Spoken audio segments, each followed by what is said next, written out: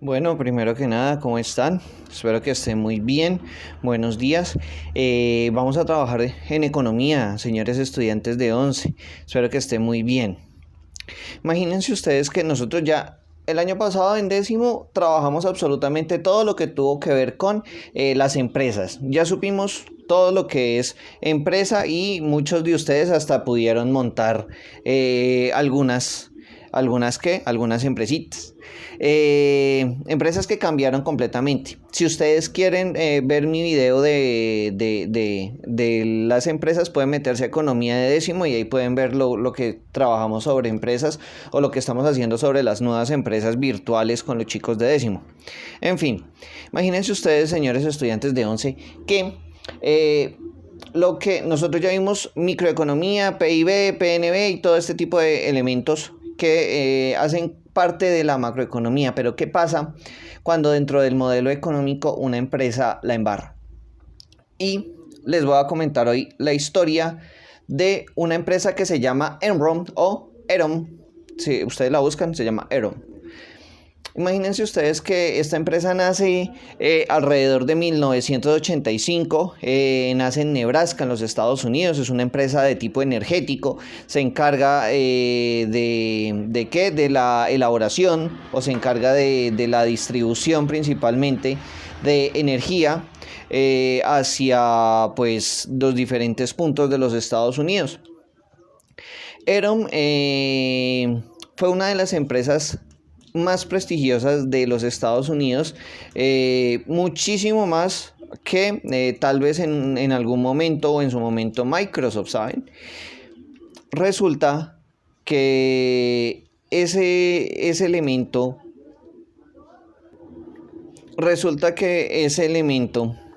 fue supremamente interesante. ¿Por qué? Imagínense que Eron estaba tan bien posicionada, tan fuerte, tan consolidada dentro de la economía norteamericana, que el mismo Estado norteamericano empieza a invertir en Enron, y Enron empieza a generar lo que se conoce como una burbuja. Entonces, una burbuja de especulación. Eso tiene que ver mucho con la bolsa de valores como tal.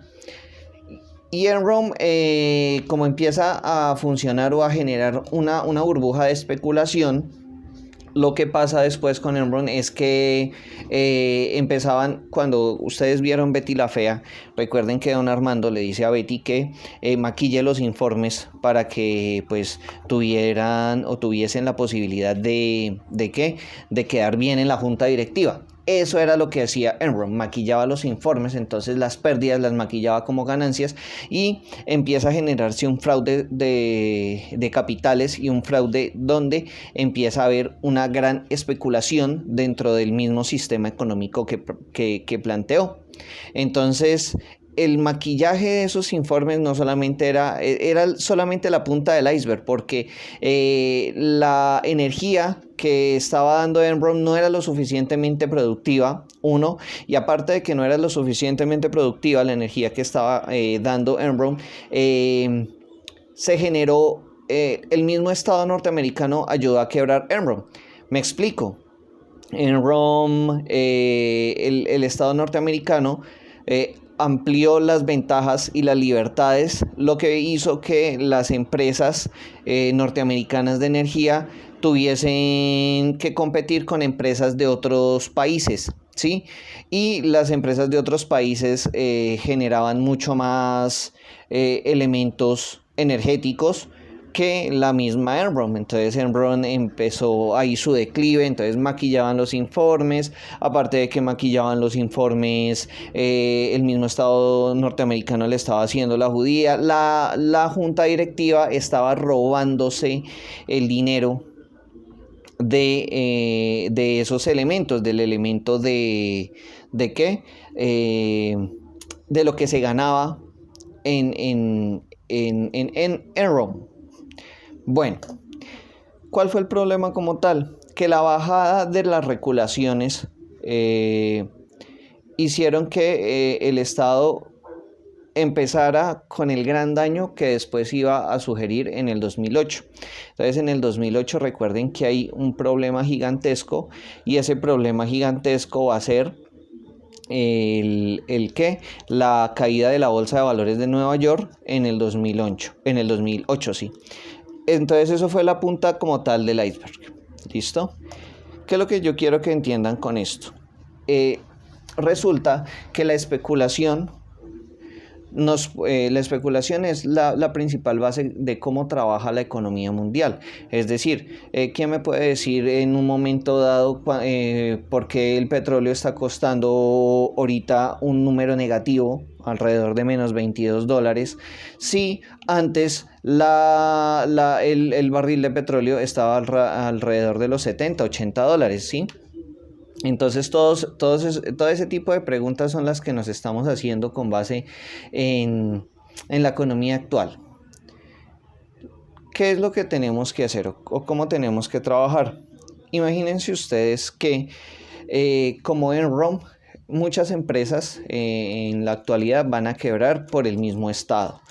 Estamos en un momento donde la economía se puede llegar a reiniciar. Si ustedes llegan a comprar algo chino, y se los dije a los chicos de décimo, literal estarían haciendo ni Josh traicionó tanto a Drake, ¿sí? O sea, sería la cúspide de la maldad.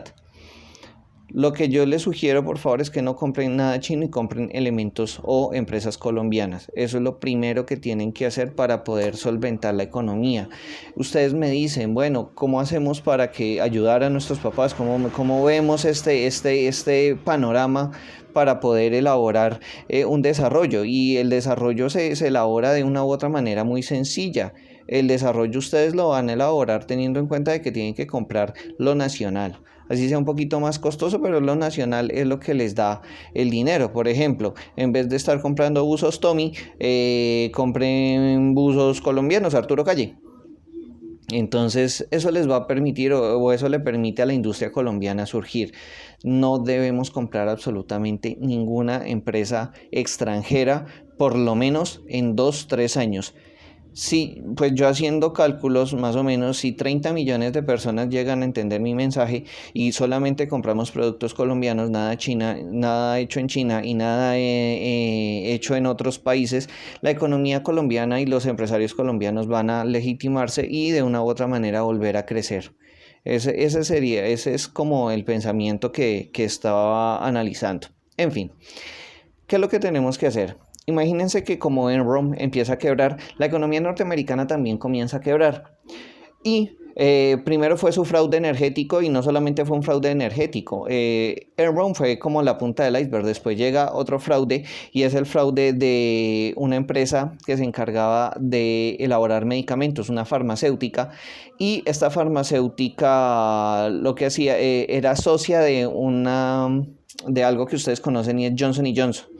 Entonces Johnson & Johnson le quita el prestigio y quiebra también esta farmacéutica. Tienen que ver los links referenciados que estoy dejando. Espero que por favor la mayoría tenga Netflix, porque el trabajo que tenemos que hacer se basa principalmente en Netflix. Si no, yo ahí les voy a dejar un link en los comentarios. Y ese link va a ser para que puedan descargar la película que tienen que ver, que se llama La Gran Apuesta. En fin, transcurre el 2001 y el 11 de septiembre del 2001 el señor Osama Bin Laden junto con Al Qaeda derriba las Torres Gemelas.